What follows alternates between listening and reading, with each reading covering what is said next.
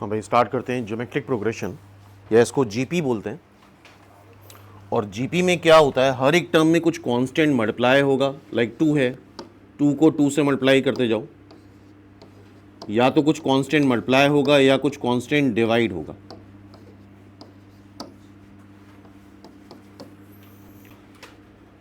या कुछ constant divide होगा, लाइक 3 से डिवाइड करते जाओ,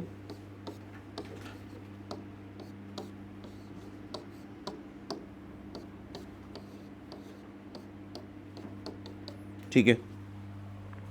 अच्छा, मल्टीप्लाई नेगेटिव क्वांटिटी भी हो सकती है। लाइक 2 मान लो, इसको -2 से मल्टीप्लाई करो, फिर -2 से मल्टीप्लाई करो, फिर -2 से मल्टीप्लाई करो। तो मल्टीप्लाई या डिवाइड हम नेगेटिव क्वांटिटी से भी कर सकते हैं। तो जीपी एक ऐसी सीरीज है जिसमें हर एक टर्म कुछ कांस्टेंट से मल्टीप्लाई होगा या फिर डिवाइड होगा, तो ऐसी सीरीज को हम जीपी बोलते हैं। तो सबसे पहले देखते हैं इसकी डेफिनेशन। लेट करते चलो साथ में, a1 a2 a3 an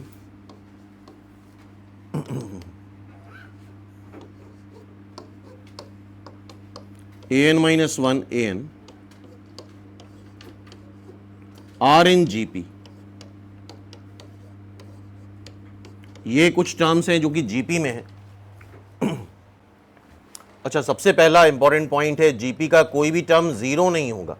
GP का कोई भी टर्म क्या नहीं होगा, जीरो नहीं होगा। तो इन टर्म्स को हम इन जनरल एआई करके लिख दे रहे हैं। एआई जीरो नहीं होगा, जीपी का कोई भी टर्म क्या नहीं होता है, जीरो नहीं होता है। क्लियर है बात?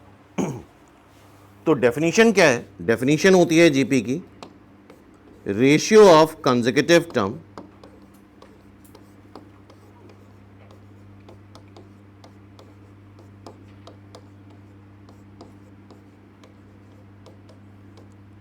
is always constant।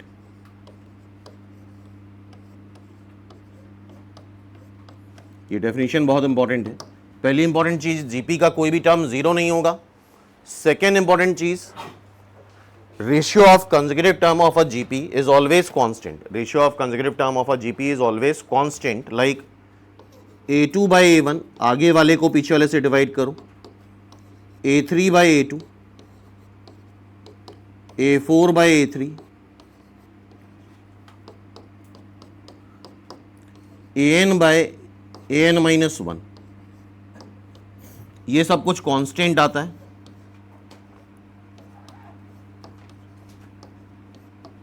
और इस कांस्टेंट को हम बोलते हैं कॉमन रेशियो।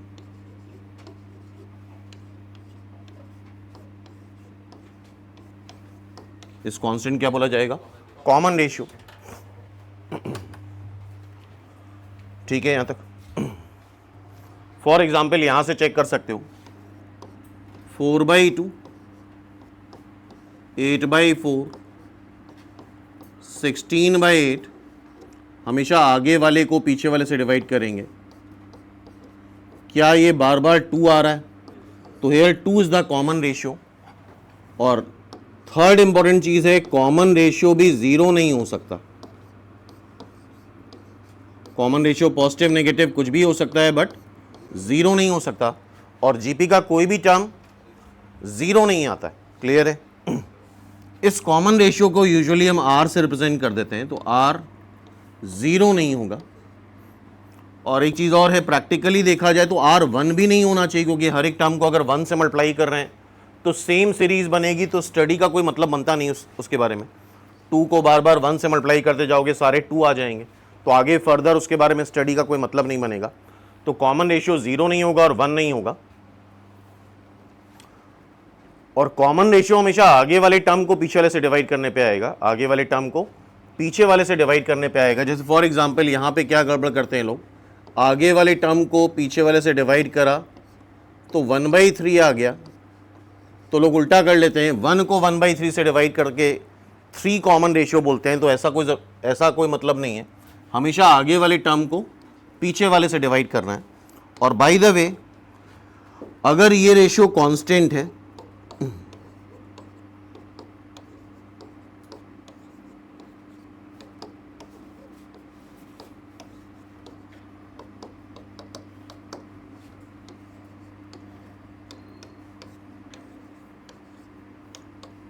तो ये भी कांस्टेंट आएगा, बट ये कॉमन रेशियो के बराबर नहीं आएगा, 1 कॉमन रेशियो आएगा। पहले वाले टर्म को अगर दूसरे वाले से डिवाइड करा जाए तो ये 1 कॉमन रेशियो मिलेगा।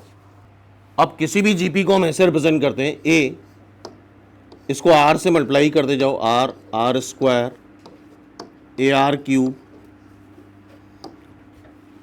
And so on. किसी भी जीपी की जो पहचान है,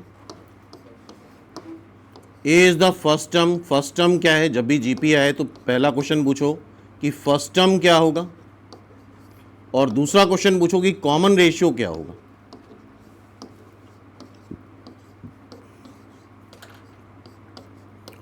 फर्स्ट टर्म क्या होगा और कॉमन रेशियो क्या होगा। ठीक है भाई, तो जीपी की पहचान क्या है? First term and common ratio. तो जब भी जीपी का क्वेश्चन आएगा, तुम्हारा क्वेश्चन खुद से ये होना चाहिए कि पहले बताओ उसका फर्स्ट टर्म क्या होगा और कॉमन रेशियो क्या होगा। ऑब्वियसली फर्स्ट टर्म और कॉमन रेशियो दोनों ही जीरो नहीं हो सकते, ठीक है, अदरवाइज सारे ही टर्म जीरो बन जाएंगे, कोई मतलब नहीं बनेगा। अब देखो, ये जीपी का फर्स्ट टर्म है, ये जीपी का क्या है, ये जीपी का थर्ड टर्म है, ये जीपी का फोर्थ टर्म है। गौर से देखो, फोर्थ टर्म है तो ए आर क्यूब आ रहा है, फोर्थ टर्म क्या आ रहा है? A R cube. Third term में ए आर स्क्वायर आ रहा है, जो टर्म की सबस्क्रिप्ट है पावर से कम आ रही है, तो nth टर्म जो हो जाएगा वो A R to the power n minus 1 हो जाएगा। क्या हो जाएगा? A R to the power n minus 1। तो आज यही मेनली डिस्कस करना है, nth टर्म या जनरल टर्म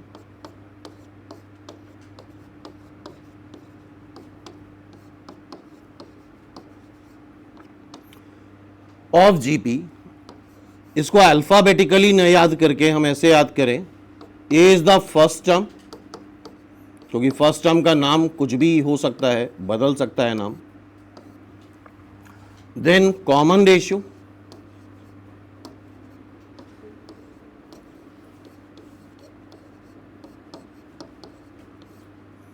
की part total number of terms. ये पॉइंट बहुत इंपॉर्टेंट है, टोटल नंबर ऑफ टर्म्स कितने हैं? -1, और n ऑलवेज नेचुरल नंबर होगा। तो a is the first term, alphabetically ना याद करके हम उसके नाम से याद रखें तो बेटर होगा। हो सकता है first term a by R हो, कॉमन रेशियो r ना हो, r स्क्वायर हो, तो यहां पे काफी बड़ी मिस्टेक हो जाती है। तो फर्स्ट टर्म, कॉमन रेशियो की power total number of terms -1। Copy में हम ऐसे ही लिखेंगे A R to the power n-1, लेकिन मन में कैसे बोलेंगे? फर्स्ट टर्म, कॉमन रेशियो की power total number of terms -1। तो आज के सारे question nth term of GP पे हैं। नेक्स्ट देखो, एक और इंपॉर्टेंट रिजल्ट है, किसी भी सीरीज के लिए मिनिमम 3 टर्म्स तो चाहिए ही चाहिए। Let A B C in GP, जैसे कि मान लो किसी सीरीज में सिर्फ 2 ही टर्म दे दें, 2 और 4, तो यहां से कुछ भी डिसाइड नहीं होगा। हो सकता है यहाँ 2 ऐड होके 4 आ रहा हो, या 2 मल्टीप्लाई होके 4 आ रहा हो। अगर यहाँ 6 लिख दें तो ये एपी हो गई, और 8 लिख दें तो जीपी हो गई। तो मिनिमम कितने टर्म्स रिक्वायर्ड होते हैं किसी सीरीज के लिए? 3 टर्म्स। क्लियर है बात? तो let A B C are in GP. तो डेफिनेशन क्या होती है जीपी की? डेफिनेशन होती है ratio of consecutive term is always constant. क्या ये बात सही है? b by A is equal to c by B.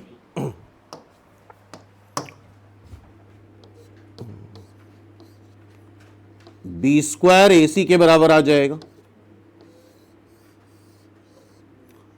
ये एक बहुत इंपॉर्टेंट रिजल्ट है। जब भी जीपी चेक करनी हो या जीपी देखनी हो तो बी स्क्वायर ए सी के बराबर, लेकिन इसको भी ऐसे नहीं याद रखना है क्योंकि सीक्वेंस बदल सकता है। Square of middle term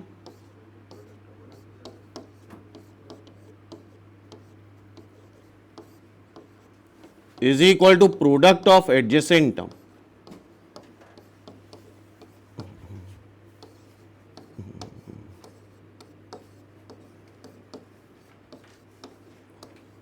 normally लोगों को यही रटा होता है, B square is equal to A C, लेकिन मान लो अगर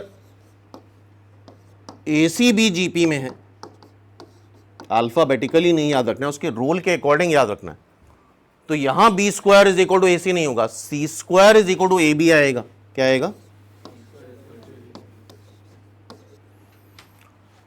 और अगर बी स्क्वायर ए सी के बराबर है तो इसका मतलब ए बी सी जीपी में होंगे, और अगर ए बी सी जीपी में है तो उसका उल्टा भी जीपी में होता है। यहां भी लोग मिस कर जाते हैं। लाइक अगर 248 जीपी में है तो बताओ 842 भी तो जीपी में होगा। क्या हो रहा है यहां? 2 डिवाइड हो रहा है।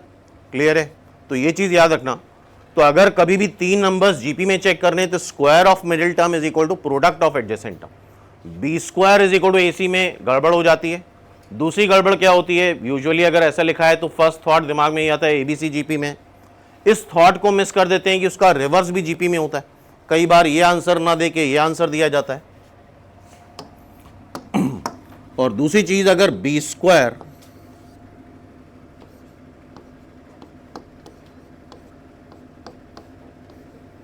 तो बी आता है plus minus root A C. B क्या आएगा? प्लस माइनस रूट ए सी। अगर बी स्क्वायर ए सी के बराबर है तो बी आएगा प्लस माइनस रूट ए सी। और यहां पे हम बी को बोलते हैं जीएम। जीएम मतलब ज्योमेट्रिक मीन।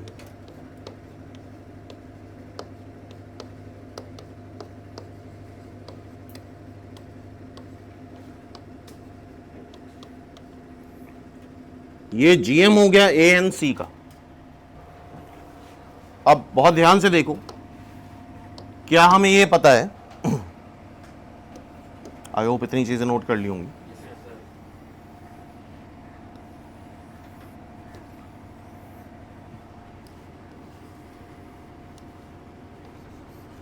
अगर y is equal to under root F X है तो अंडर रूट तभी डिफाइंड होता है जब अंडर रूट के अंदर जो भी नंबर लिखा है वो पॉजिटिव होगा, एंड साथ में y भी पॉजिटिव होगा। अंडर रूट की वैल्यू भी इटसेल्फ पॉजिटिव आती है। ठीक है, ठीक है, अभी इसको डिस्कस करते हैं। और ज्योमेट्रिक मीन मतलब होता है मीन। मीन मतलब क्या होता है? एवरेज। जैसे अगर हम पूछें यार तुम लोगों के जो वेट का एवरेज है, कोई ये बोले यार तुम लोगों के जो वेट आ रहे हैं उसका एवरेज -20 kg है, तो क्या ये बात हजम होगी? नहीं होगी यार, पॉसिबल ही नहीं। वेट का जो भी एवरेज आएगा 30 kg 40 kg वॉटेवर पॉजिटिव ही आएगा। क्लियर है? तो अगर कुछ नंबर्स पॉजिटिव हैं तो उसका एवरेज पॉजिटिव ही आना चाहिए। कुछ नंबर्स अगर सारे नंबर्स नेगेटिव हैं तो उसका एवरेज नेगेटिव ही आना चाहिए। तो सबसे पहला काम तो हम ये कर रहे हैं, इसका अंडर रूट तब डिफाइंड होगा जब ए सी ग्रेटर देन और इक्वल टू 0 होगा। क्या इस बात पे एग्री हो? ए सी का प्रोडक्ट कैसा आएगा? ग्रेटर देन और इक्वल टू 0, तभी अंडर रूट डिफाइंड है। ठीक है, लेकिन इसको और प्रिसाइज हम बात कर रहे हैं। ये बताओ जरा, ए सी का प्रोडक्ट 0 कब आएगा? ए सी का प्रोडक्ट 0 कब आएगा? जब ए 0 या सी 0। लेकिन ए बी सी में से कोई भी 0 तो नहीं हो सकता जीपी में। इसका मतलब ये इक्वल टू 0 नहीं हो सकता। ए सी का प्रोडक्ट स्ट्रिक्टली पॉजिटिव आना चाहिए। ए सी का प्रोडक्ट कैसा आना चाहिए? Strictly positive. और ए सी का प्रोडक्ट अगर स्ट्रिक्टली पॉजिटिव आ रहा है तो देखो, अगर ए और सी पॉजिटिव हैं तब तो geometric mean plus under root A C होता है जो कि पॉजिटिव आएगा। और अगर ए और सी नेगेटिव हैं तब geometric mean minus under root A C होता है। और अक्सर क्वेश्चन वगैरह में हम देखते हैं ए और सी का साइन नहीं दिया होता है। अगर साइन नहीं दे रखा है तो तुम सीधे ज्योमेट्रिक मीन क्या लोगे? प्लस अंडर रूट ए सी। तब दिमाग नहीं लगाना है, तुम्हें मान लेना ए और सी पॉजिटिव होंगे। और गौर से देखना,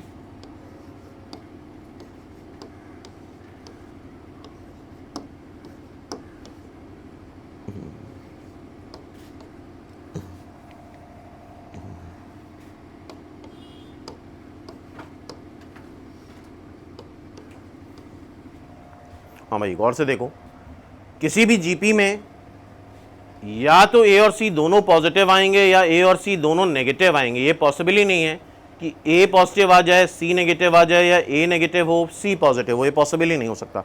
या तो कॉमन रेशियो पॉजिटिव होगा, सारे पॉजिटिव आएंगे, यहां पे देखो क्या है, कॉमन रेशियो -2 का, तो ए और सी नेगेटिव आ रहा है। तो अगर किसी जीपी में ए सी का प्रोडक्ट नेगेटिव आ रहा है,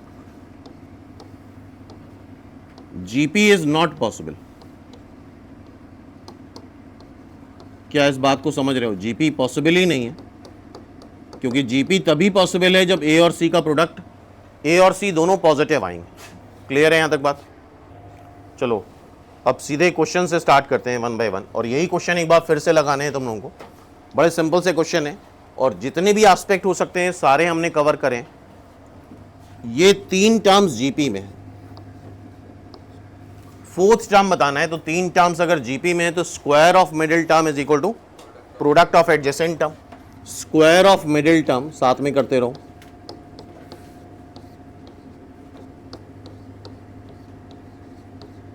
प्रोडक्ट ऑफ एडजेसेंट टर्म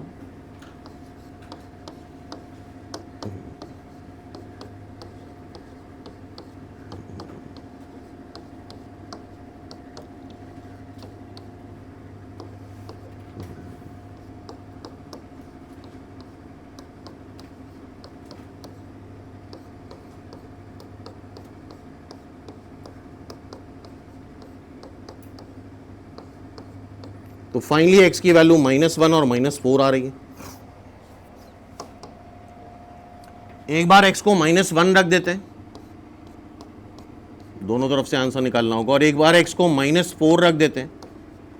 यहां पे जरा -1 रखो, -1 आएगा, ये 0 और ये 0। फिर -4 रखो तो -4 -8 और 2, -8 और 2, -6 -12 और 3। बताओ क्या ये वाली जीपी ले सकते हैं? -1 वाली नहीं ले सकते, बिकॉज जीपी का कोई भी टर्म 0 नहीं होता है, तो उसको रिजेक्ट कर देंगे। और इसमें चूंकि वहां से निकाला ही, तुम वैसे भी करके देख सकते हो। स्क्वायर ऑफ मिडिल टर्म, -6 का स्क्वायर 36 आएगा, -4 इंटू -9 क्या आएगा? 36। तो ये जीपी में तो है ही। अब जीपी का कॉमन रेशियो अगर निकालना है तुम्हें, तो यार आगे वाले टर्म को पीछे वाले से डिवाइड कर लो। क्या आ रहा है कॉमन रेशियो? 3/2 बोलो, और इसको अब तुम 3/2 से मल्टीप्लाई कर दो, ये 4th टर्म आ जाएगा।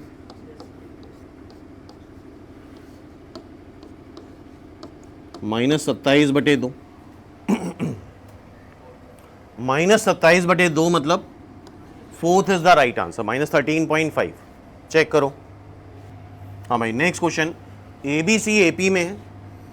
अच्छा, एबीसी एपी में है तो twice of middle term is equal to sum of adjacent term as well as in GP, तो b² AC के बराबर हो जाएगा। एबीसी एपी में भी है और जीपी में भी है।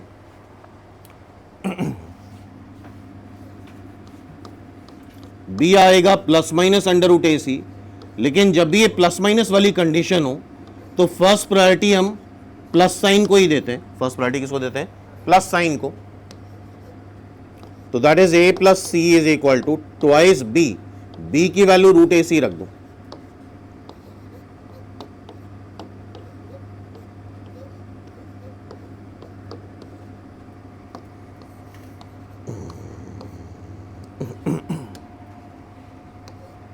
√A का स्क्वायर, √C का square -2 √A √C equal to 0। So this is finally √A -√C का होल स्क्वायर। कैलकुलेशन बड़ा इंपॉर्टेंट है, और परफेक्ट स्क्वायर ऑलवेज पॉजिटिव होता है, तो ये तभी 0 आएगा जब ये 0 होगा। इसका मतलब √A is equal to √C। A और C बराबर हो गए, और अगर A और C बराबर कर दो, C की जगह A रख दो, तो ये ट्वाइस A आ जाएगा। इसका मतलब A और B भी बराबर हो गए, तो it means A is equal to B is equal to C। ये तभी पॉसिबल है जब सारे नंबर सेम आ जाएं। इसका मतलब जब AP का कॉमन डिफरेंस 0 हो जाए तो सारे टर्म A ही बनेंगे, और GP में कॉमन रेशियो 1 हो जाए तो सारे टर्म A और A बनेंगे। क्यों भाई? तो अगर तीनों टर्म्स एपी में है, तीनों एंड जीपी में है, तो ये मैथमेटिकली सॉल्व करके दिखा दिया। लेकिन ये भी याद रखना, कॉमन डिफरेंस 0 हो जाए या कॉमन रेशियो 1 हो जाए, चेक करो। नेक्स्ट ये देखो, A B C D GP में है, 4 टर्म्स जीपी में, 4 टर्म लिखे, तो बताओ रेशियो ऑफ कंसेक्यूटिव टर्म, क्या ये कांस्टेंट आएगा?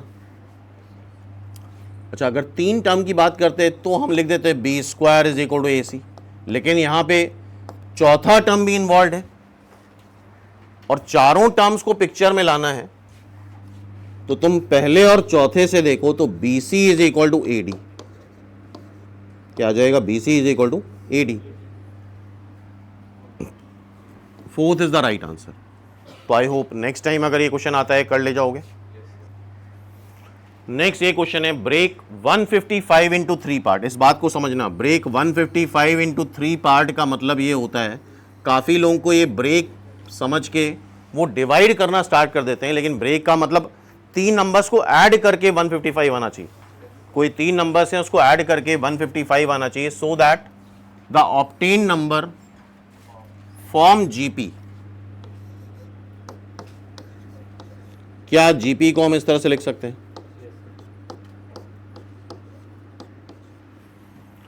First being less than the third, third ये है, फर्स्ट ये है, first being less than the third कितना है? 120। ठीक है, इसको सॉल्व भी करा सकता है, एक बार सॉल्व करके भी देख लेंगे। फिलहाल अभी इस केस में गौर से देखो तो ना तो ये जीपी में इसको ऐड करो, 155 से बड़ा आ जाएगा, और जीपी में भी नहीं है, ये भी जीपी में नहीं है और 155 से बड़ा ही आएगा। ये जीपी में 5 मल्टीप्लाई हो रहा है, ऐड करो 155 आ रहा है, और थर्ड फर्स्ट से कितना बड़ा है? 120, 125 माइनस 5, तो बिल्कुल फुल प्रूफ है, कुछ गलत नहीं है, जो भी डेटा है पूरा मैच कर रहा है। तो ऑब्वियसली करना हमें ऐसे ही चाहिए, एग्जाम में हम यही करके आएंगे, क्योंकि जैसा डेटा दे रखा है पूरी तरह से मैच कर रहा है, तो यहां पे कैलकुलेशन करने की जरूरत नहीं है। बट स्टिल मान लो इतना इजीली आंसर नहीं मिलता, तब हम इस तरह के जीपी के इक्वेशन को कैसे सॉल्व करते हैं, ये पॉइंट बहुत इंपॉर्टेंट है।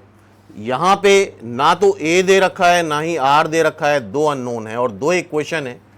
तो जीपी में जब भी इस तरह की इक्वेशन होती है तुम इसको डिवाइड कर दो,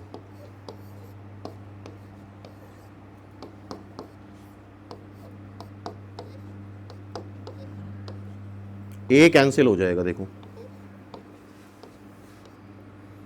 तो ये कैलकुलेशन समझ में आना चाहिए कैसे इस तरह की क्वेश्चन को सॉल्व किया जाता है। ठीक है, इसको 5 से काट दो, 15, 1, 2, 4। ठीक है, क्रॉस मल्टीप्लाई कर लो,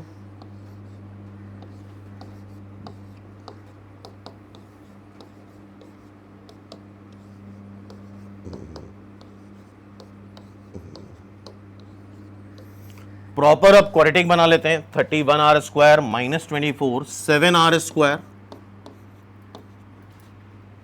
माइनस 24r माइनस 24 माइनस 31, ये हो जाएगा माइनस 55।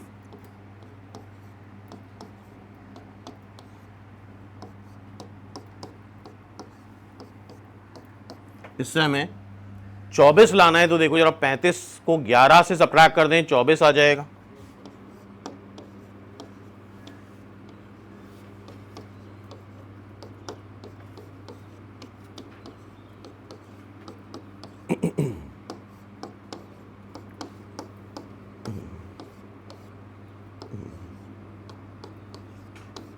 तो बाय द वे यहां देखो जरा 2 आंसर आ जाएंगे, एक R5 से आंसर आएगा और एक R-11/7 से भी आंसर आएगा।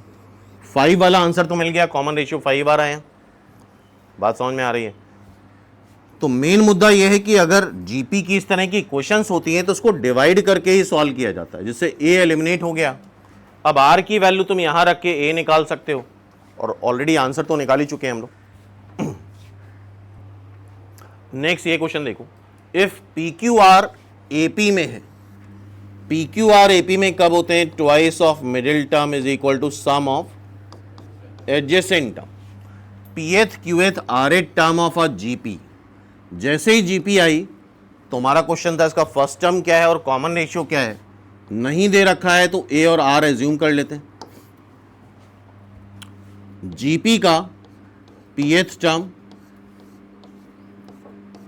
क्यूएथ टर्म, आरएथ टर्म। अच्छा, जीपी का nth टर्म का फॉर्मूला भी देखा था हम लोगों ने, A R to the power n minus one. A is the first term, R is the common ratio, n is the total number of terms minus one. ठीक है, तो pth term A R to the power p minus one, qth term A R to the power q minus one, आरएथ term, अच्छा are they रखा है तो इस वजह से ये कैपिटल आर लेना पड़ेगा बिकॉज आर गिवन है। ये पॉइंट बड़ा इंपॉर्टेंट है।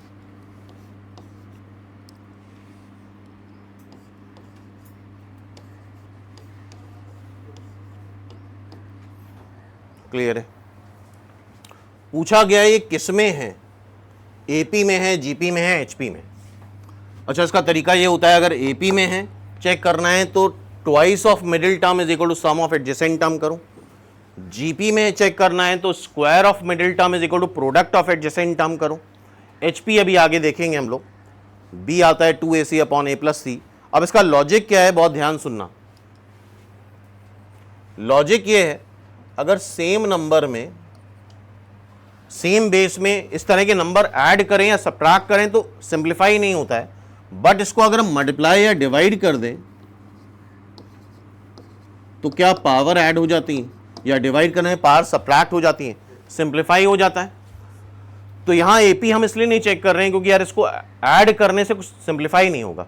बेटर डिसीजन ये रहेगा, पहले चेक कर लो जीपी क्या स्क्वायर ऑफ मिडिल टर्म,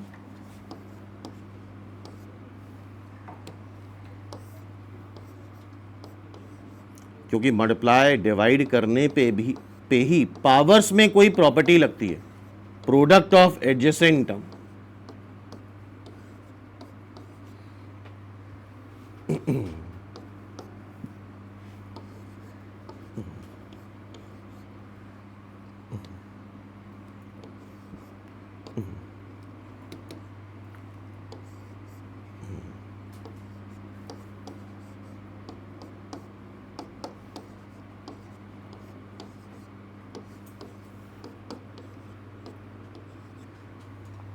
हाँ भाई चेक करो। I think A square cancel हो जाएगा, जो जीरो नहीं होता है कैंसिल कर सकते हो।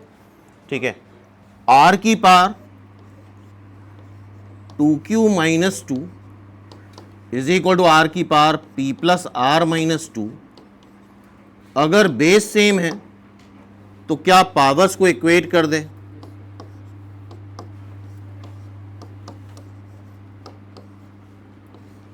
सॉरी, p प्लस आर है, that is p plus are.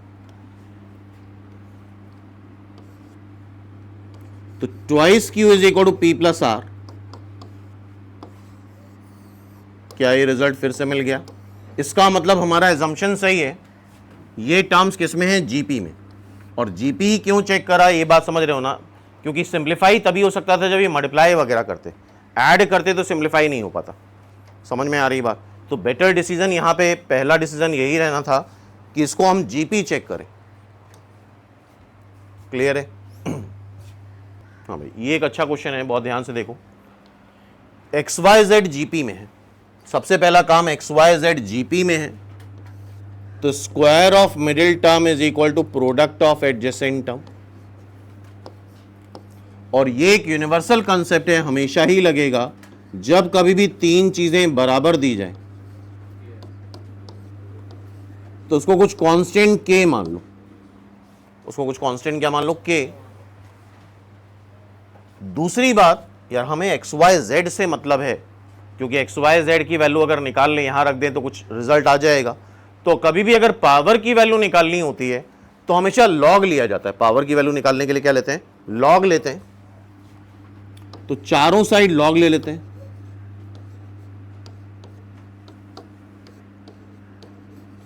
ये क्वेश्चन कई बार आ चुका है और स्टूडेंट नहीं कर पाते हैं ये वाला क्वेश्चन।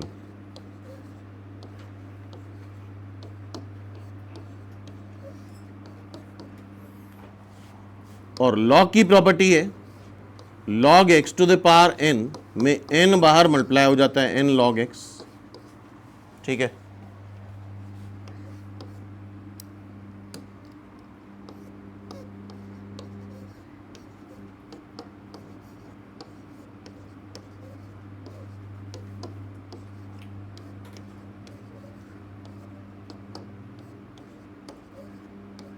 log के हमें बेसिकली एक्स वाई जेड निकालना है, तो पहले और आखिरी से देखो जरा, x आ जाएगा log k upon log a,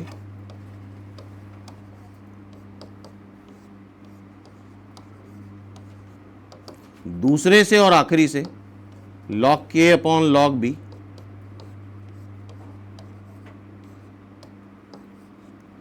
आखिरी से और तीसरे से log k upon log c।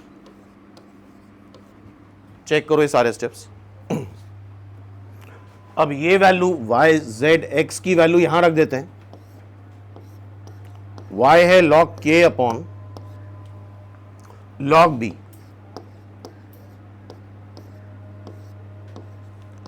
x है log k upon log a, z है log k upon log c। log k cancel कर दो, log k स्क्वायर इधर भी आ रहा है, log k स्क्वायर इधर भी आ रहा है, log square b upon 1 by log a log c, ठीक है।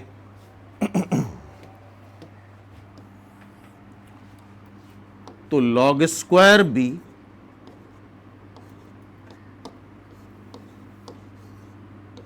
log a log c, log square b में log b दो बार है, एक log b उधर ले जाओ,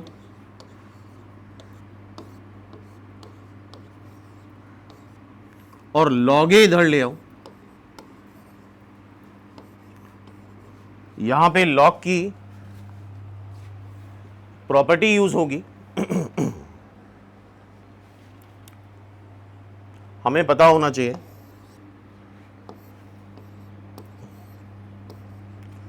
log b upon log a,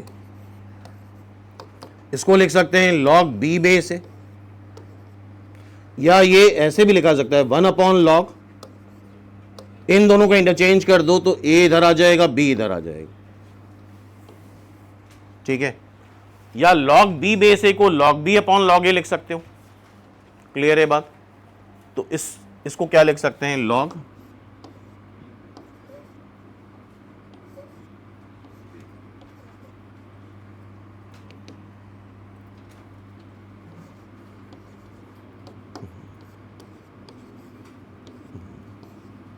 इधर ये लिख दें,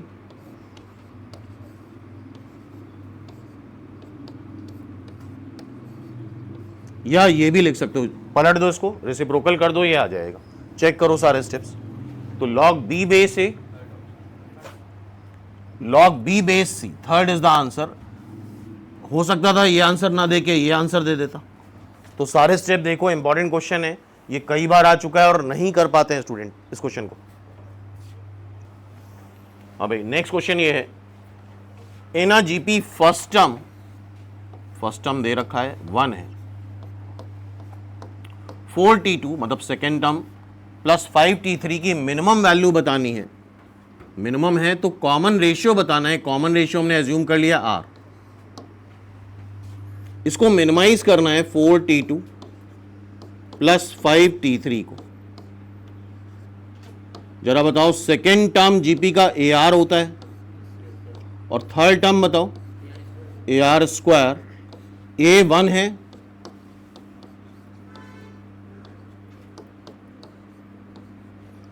तो ये इक्वेशन बन गई और इसको हमें मिनिमाइज करना है, मिनिमम करना। तो यहां पे हम छोटा सा कैलकुलस का कंसेप्ट लगा रहे हैं। अगर किसी भी फंक्शन को मिनिमाइज या मैक्सिमाइज करना होता है, सीधे उसको डिफरेंशिएट कर दो, वो सबसे आसान तरीका होता है। डिफरेंशिएट करेंगे और जीरो कर दो, आर स्क्वायर का डिफरेंशिएशन 2r आएगा और 4r का 4, r के रिस्पेक्ट में डिफरेंशिएट कर रहे हैं,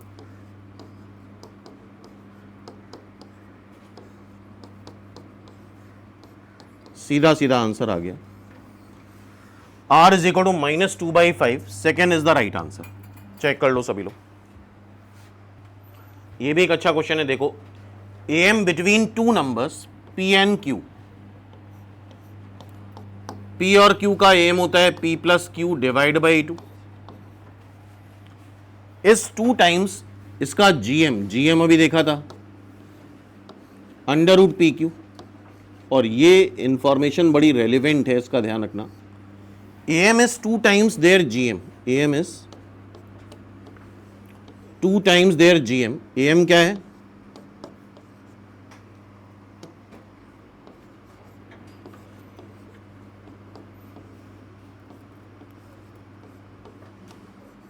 ठीक, सो p प्लस क्यू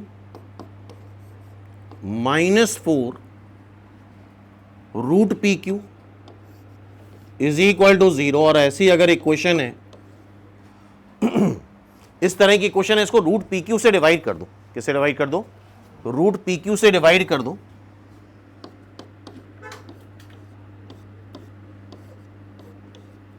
करते चलो साथ में।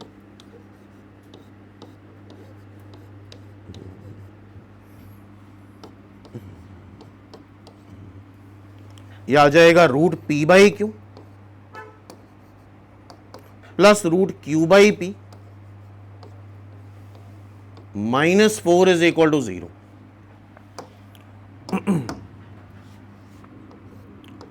अब रूट पी बाई क्यू को हम t मान ले रहे हैं, और अंडर रूट की वैल्यू ऑलवेज पॉजिटिव आती है, इस बात का ध्यान रखना। Under root is always positive, so this is t।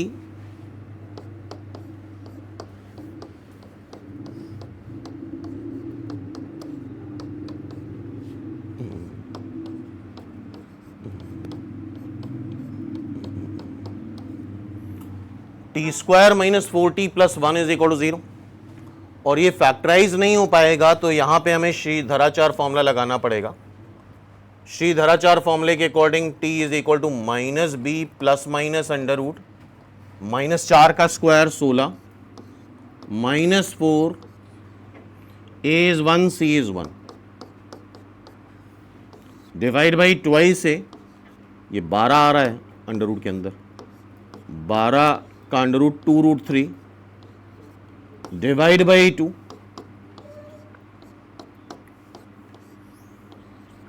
अब एक बड़ा इंपॉर्टेंट एस्पेक्ट है यहां पे मिस करते हैं लोग, बहुत ध्यान सुन लेना, ये गड़बड़ करते हैं।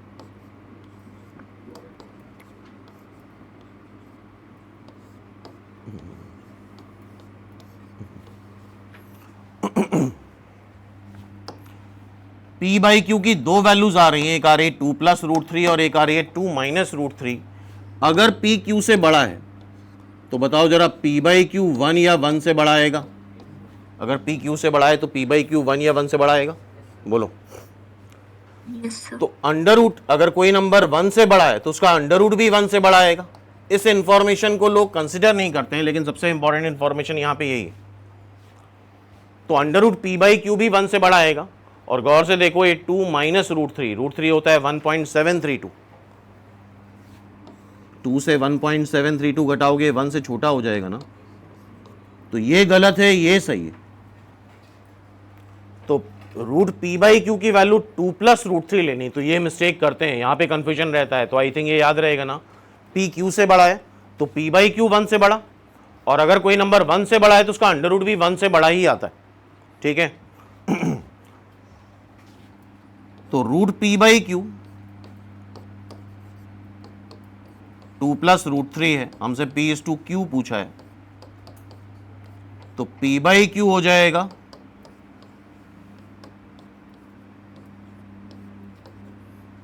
समझ रहे हो? ऑब्वियसली ये रैशनल आएगा, ये आंसर हो नहीं सकता। रैशनल आंसर तो आ ही नहीं सकता, ये रैशनल ही आएगा। और तुम चाहो तो इसको थर्ड ऑप्शन को रैशनलाइज करके देख सकते हो। कैसे रैशनलाइज करते हैं? डिनोमिनेटर के कॉन्जुगेट से मल्टीप्लाई डिवाइड करो,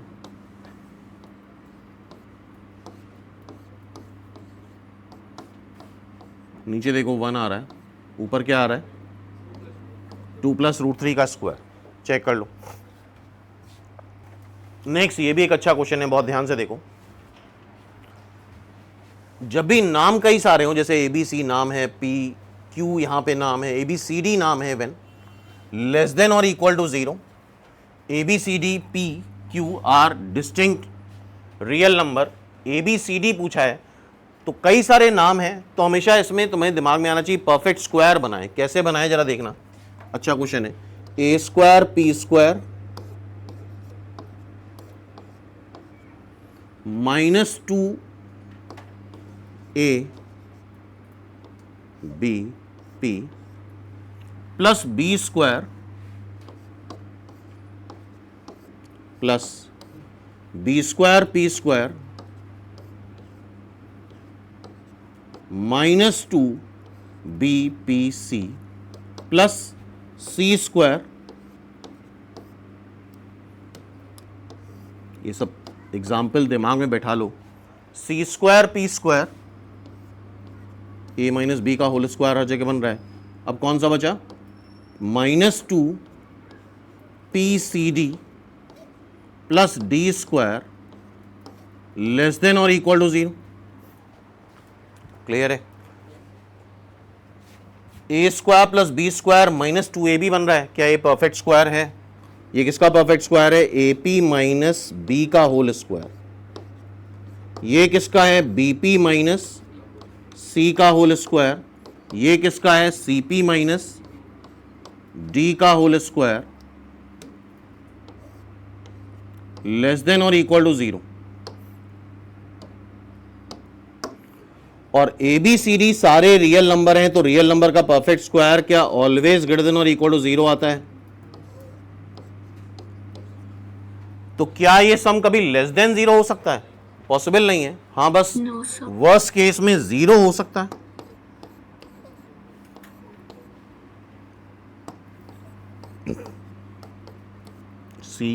CP माइनस सॉरी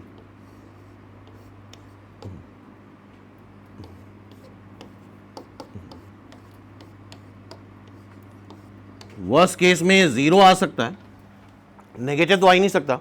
और ये 0 कब आएगा? जब ये भी 0 हो, ये भी 0 हो, ये भी 0 हो।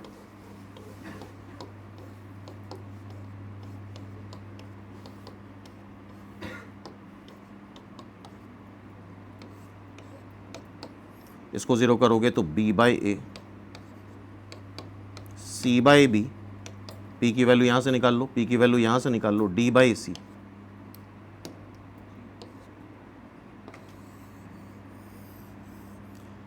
ABCD किसमें है? GP में। ABCD GP में है, तो अच्छा क्वेश्चन था। नेक्स्ट टाइम के लिए ध्यान रखना, ABCD will be in GP। तो जब भी इस तरह के नाम हो तो हमेशा क्या कर लो, कई सारे नाम है तो परफेक्ट स्क्वायर बनाना होता है। और ये कंसेप्ट अब समझ गए होगे, इंटेंशनली दिया गया है, लेस देन और इक्वल टू 0। नेक्स्ट ये क्वेश्चन देखो, m + n term of GP 9, m - n term 4, m term पूछा है, तो GP आ गया। तो हम पहले जानना चाहेंगे यार फर्स्ट टर्म और कॉमन रेशियो क्या है। नहीं दे रखा है, मान लिया हमने। जरा बताओ GP का m + n term A r⁻m + n - 1 क्या दे रखा है? 9। GP का m - n टर्म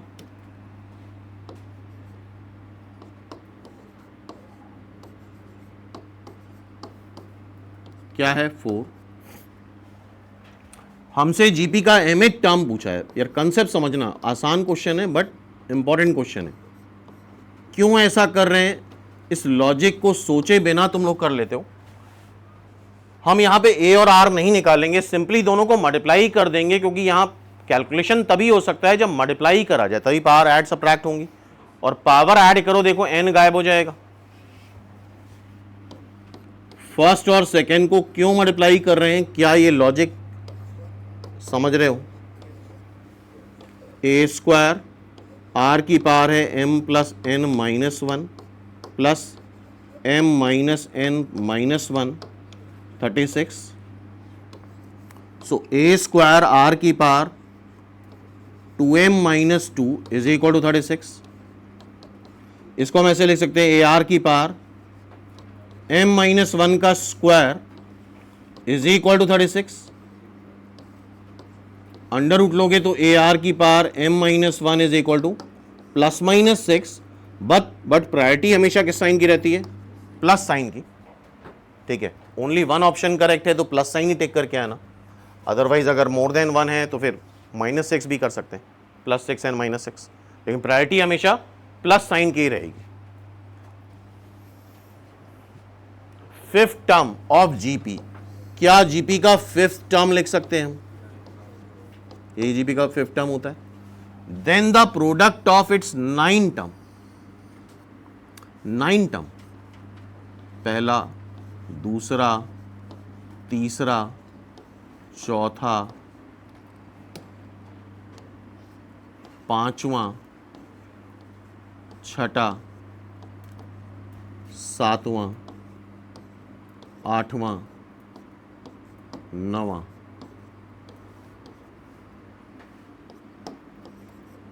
ए की पावर 9, आर की पावर 1 + 2 + 3 से लेके कहां तक? 8 तक. और हमें पता है 1 + 2 + 3 से लेके n तक का सम क्या आता है? nn + 1 divide by 2.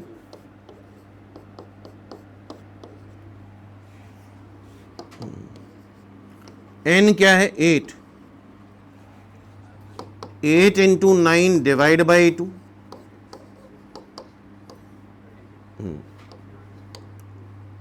2 है, सॉरी 4 है, डिवाइड बाई 2 36. तो r की पावर 36. सो आई थिंक ये ए आर की पावर 4 की पावर 9 हो जाएगा. बोलो. और ए आर की पावर 4 कितना दे रखा है? 2. 2 की पावर 9 आता है 512. 2 की power 9 is 512. Second is the right answer. हाँ भाई, नेक्स्ट एबीसी जीपी में है. बी क्यूब सी ए स्क्वायर बताना है. अच्छा, एक बड़ी इंपॉर्टेंट बात है, क्या गड़बड़ करते हैं लोग. सारे आंसर देखो, सारे आंसर ए बी सी में आ रहे हैं. सारे आंसर किस में आ रहे हैं? ए बी सी में आ रहे हैं. यूजुअली स्टूडेंट ये करते हैं कि B square is equal to A C, तो बी को एलिमिनेट कर देते हैं. बी को अगर एलिमिनेट करोगे तो ए और सी में ही आंसर आएगा, तो वो वाला प्रोसेस नहीं चल पाएगा. इस तरह क्वेश्चन में अक्सर एग्जाम में फंस जाते हैं लोग. इसका आसान तरीका सुनना, ध्यान से सुनना. कई सारे ऐसे क्वेश्चन आने जहां A B C D GP में होंगे, A B C D E F GP में होंगे. जब कई सारे नाम हो और इस तरह क्वेश्चन हो तो हम एडवाइस करेंगे जो मेथड, तुम नाम को रिड्यूस कर दो. ए बी सी, ए तो ए ही होगा, बी को लिख लो ए आर, सी को लिख लो. यार हो सकता है मैनिपुलेट करके आंसर आ जाता है, आ जाएगा. तुम दूसरे तरह से भी करके देख सकते हो, लेकिन ये जो तरीका है ये हमेशा लग जाता है. इस तरीके में कोई दिक्कत नहीं आएगी, फंसोगे नहीं. बिकॉज एग्जाम में यार एक ही अटेम्प्ट होता है, दूसरे अटेम्प्ट का मौका लग ही नहीं पाता. तो इसकी वैल्यू अगर हमें निकालनी है तो A cube R cube B cube, C क्या है? A R square A square.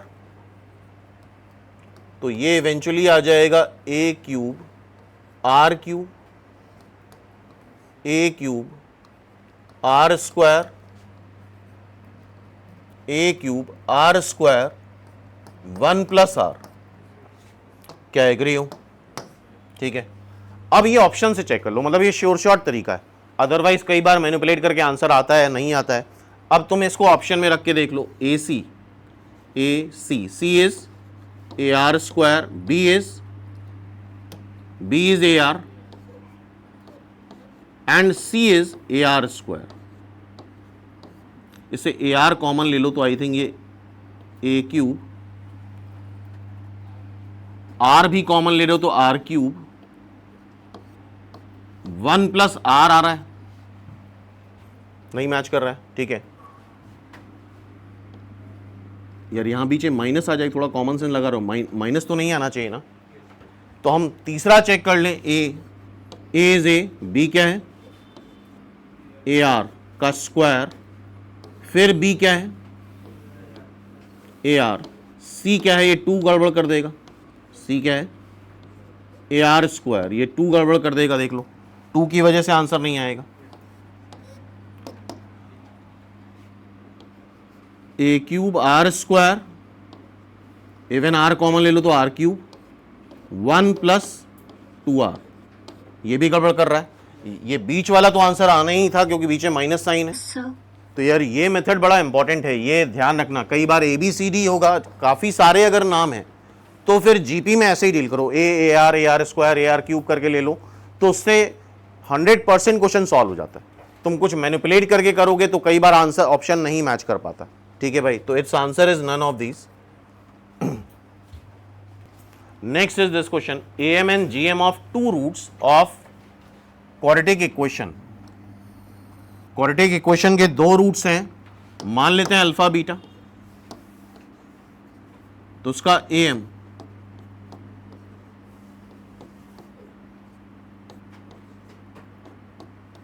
Nine है,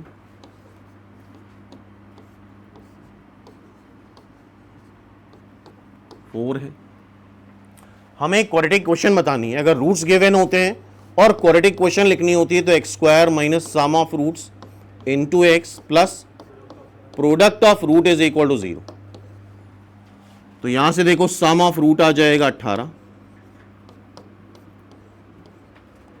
प्रोडक्ट ऑफ रूट आ जाएगा 16। ठीक है, तो sum of root 18x, product of root 16। Simple basic question है, तो आई थिंक नेक्स्ट टाइम पे आएगा तो हम कर सकते हैं इजीली। नेक्स्ट ये क्वेश्चन है और ये डिटर्मिनेंट का क्वेश्चन है, तो अभी हम डिटर्मिनेंट के मेथड से नहीं करेंगे। इस डिटर्मिनेंट की वैल्यू 0 दे रखी है, पूछा गया है ABC किस में, AP में, GP में, वॉटेवर। इसका मतलब भी यार ये फालतू का ऑप्शन बना दिया, 1/A 1/B 1/C। अगर HP में है तो इसका मतलब ABC AP में ही होंगे। ठीक है, अच्छा, किसी भी डिटर्मिनेंट की वैल्यू तब 0 हो सकती है जब 2 रोज या 2 कॉलम 0 हैं, या 2 रोज या 2 कॉलम प्रोपोर्शनल हो। एक आसान तरीका लगा देते हैं, बिकॉज यहां पे कहीं अल्फा नहीं आ रहा है, किसी भी एक रो या किसी एक कॉलम के सारे एलिमेंट 0 कर दें। यार ये A होना चाहिए, A alpha, that is not 2, it is A alpha. ये 2 नहीं होगा, दिस इज A अल्फा।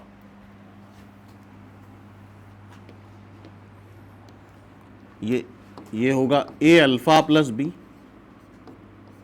और ये होगा B अल्फा प्लस C, जो कि लिखा हुआ है। ठीक है, तो इसको 0 कर दो,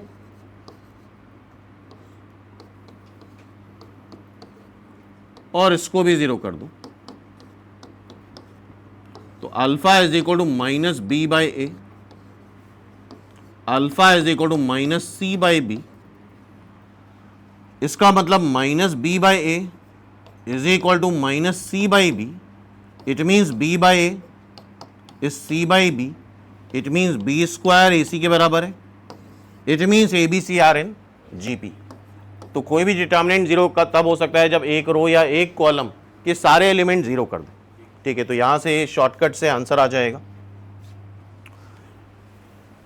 ये भी बड़ा इंपॉर्टेंट क्वेश्चन है, और ये क्वेश्चन भी एग्जाम में स्टूडेंट नहीं कर पाते हैं। ध्यान सुन लेना, बहुत अच्छे सुनना, इसमें अटक जाते हैं। और यार देखने में आसान लगता है, वो क्वेश्चन जो देखने में आसान लगे और एग्जाम में आंसर ना आए, वो बहुत ज़्यादा पेनफुल होते हैं, बहुत ज़्यादा टाइम ले जाते हैं। तो उसी तरीके का ये क्वेश्चन है, XYZ AP में है। XYZ AP में तो twice y is equal to x plus z, twice of middle term is equal to sum of adjacent term.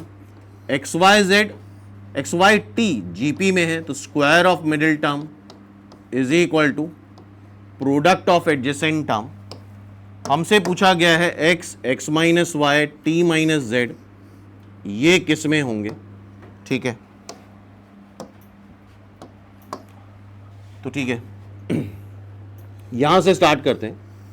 इसको देखो और इसको देखो, यहां y² दिख रहा है, यहां पे क्या दिख रहा है, y² दिख रहा है, और इधर 2y दिख रहा है। यार दो तरीके हैं, ध्यान सुनना। लॉजिक समझना सॉल्व करने का, या तो हम ऐसे करें और y की वैल्यू उधर उठा के रखें, लेकिन मैथ्स में जितना अवॉइड हो पाए उतना अंडर रूट को अवॉइड करो। तो यहां पे हम एक काम कर सकते हैं कि स्क्वायर कर लें,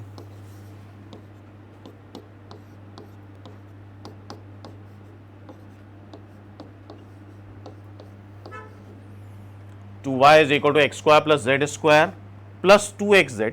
ठीक है, वाई स्क्वायर कितना दे रखा है, tx,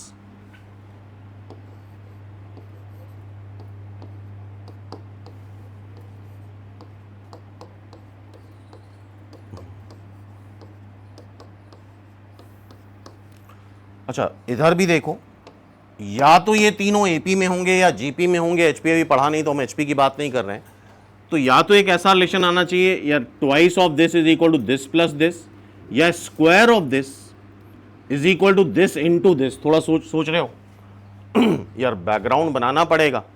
या तो sum of this is equal to this plus this आ जाए तो एपी में हो जाएगा, या स्क्वायर ऑफ दिस, यहां पे एक्स माइनस वाई का स्क्वायर है, square of this is equal to this into this आ जाए।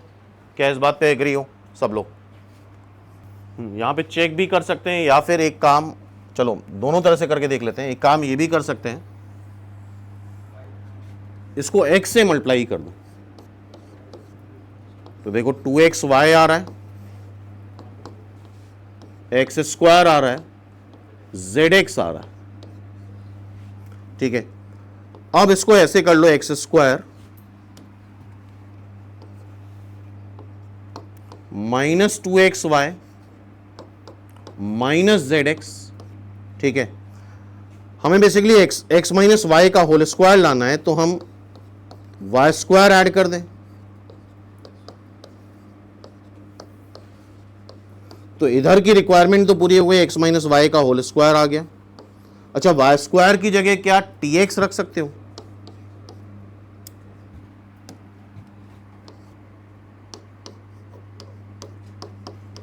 तो x t माइनस जेड, मेगल से हो गया। इसका दूसरा मेथड क्या हो सकता है कि हम डायरेक्ट चेक कर लें, अगर ये जीपी में है तो का whole square is equal to product of adjacent term,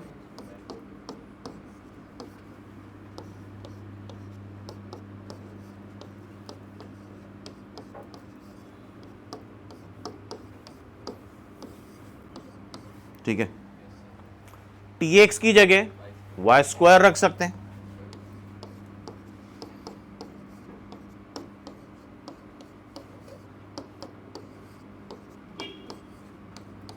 y square काट दो,